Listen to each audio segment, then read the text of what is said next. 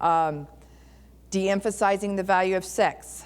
Predictable mechanical sex. Oh my gosh, huge killer. That's something that Les and I have had to deal with. You know, pretty soon it's routine. It's like, oh, well, let's just do this, get it over with kind of thing. Well, that's not at all. I mean, you have to be able to go outside your comfort zone, communicate. Absence of non-sexual physical touching is a huge one.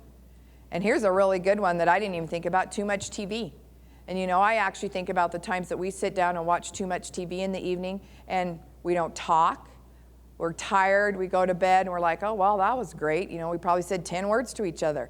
So television can be a tool that can, you know, make it tough to be intimate. One of the things that, one of the other points I'd bring up is all love, all liking, all delight.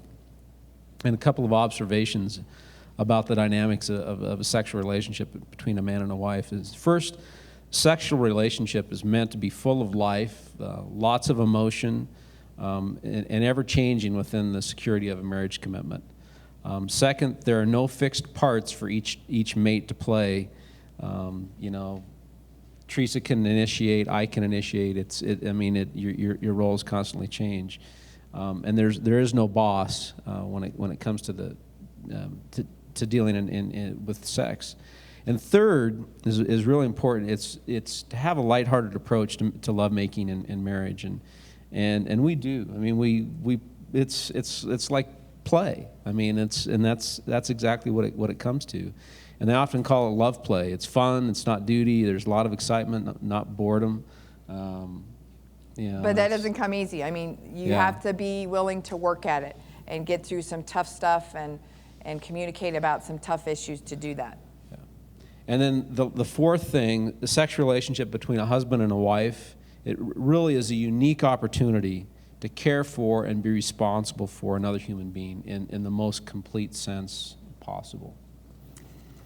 And we're going to end it with, I'm going to kind of present to you that your marriage is like a private little kingdom. That means that you're removed from public view, you're secluded.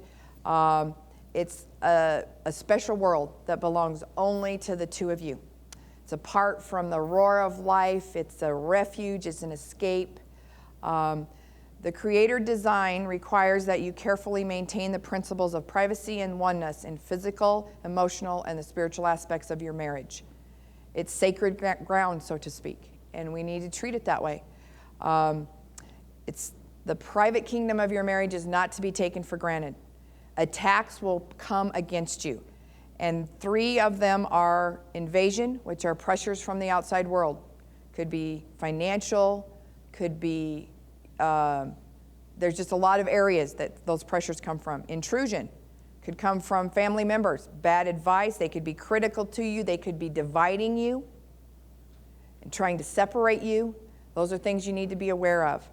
Infiltration, that talks about our heart attitudes, whether we're prideful, have self-pity, we're resentful, anger, bitterness, jealousy. All of those will be an attack on what happens in our private little kingdom. And if we're successful at resisting these attacks, this is what our marriage will be filled with. First of all, we'll have security, and that begins with communication. We'll have stability. It comes when a marriage, a home, and a family are operating according to God's order. And we'll have serenity. And with that flows a harmony of beliefs, a oneness of goals, a mutual participation in all that is most important to be a husband and a wife. It will exist wherever God is in control. So we pray that God will reveal to you His plan for marriage and the importance of the gift of sex He's given to you as a married couple. I am so grateful and thankful for the gift of my loving and respectful husband. And I look forward to all God has planned for our lives and the blessings He will bring into the secret haven of our bedroom as we are willing to put Him in control. Thanks.